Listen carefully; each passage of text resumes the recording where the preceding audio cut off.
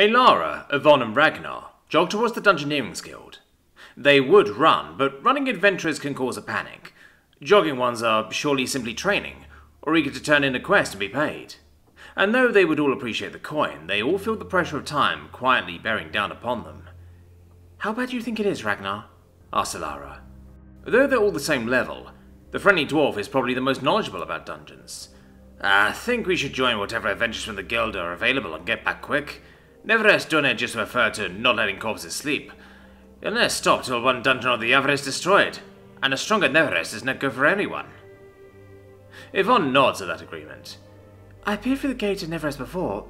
The place is evil. We can't let it grow stronger."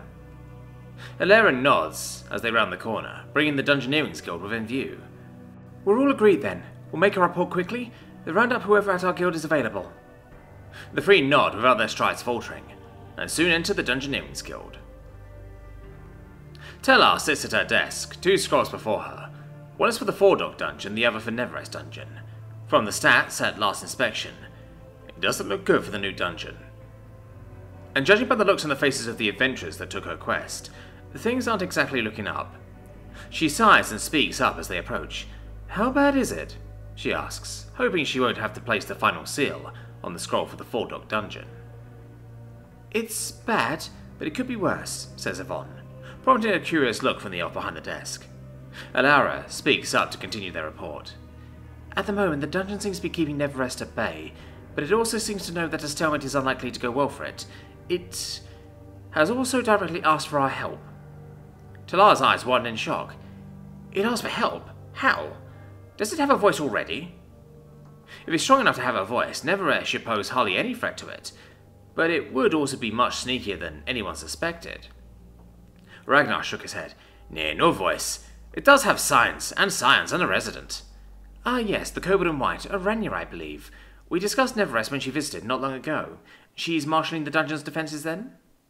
The party exchanges a look before Alara speaks for the group. "No, the dungeon itself seems to be seen to that. It even wishes to work with us to assault Neverest." Talar looks shocked. "Work together? How?" "By walking through the gates of Neverest rather than the tunnels," explains Yvonne.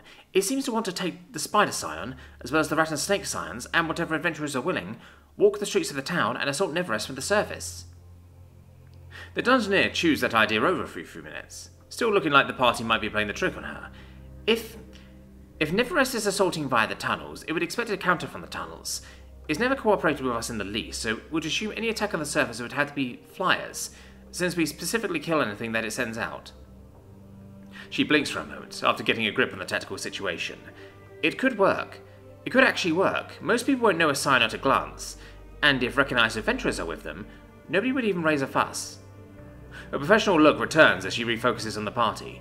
When does it want to go? "As soon as possible. Neverest will only increase its pressure the longer we wait," points out Yvonne, and Talar nods at that. "Yes, it's very persistent. Give me a moment." Talar pulls open the scroll with the details of the party's current quest, and signs it complete, before quickly starting another scroll. "Take this to your guild. It's an open quest for all comers to help assault Neverest. If Four-Dog can take the core, there'll be a substantial bonus paid to your guild, and to all participants as well." She signs the new scroll with a flourish, and hands both to Alara, who nods. "Then we shall go."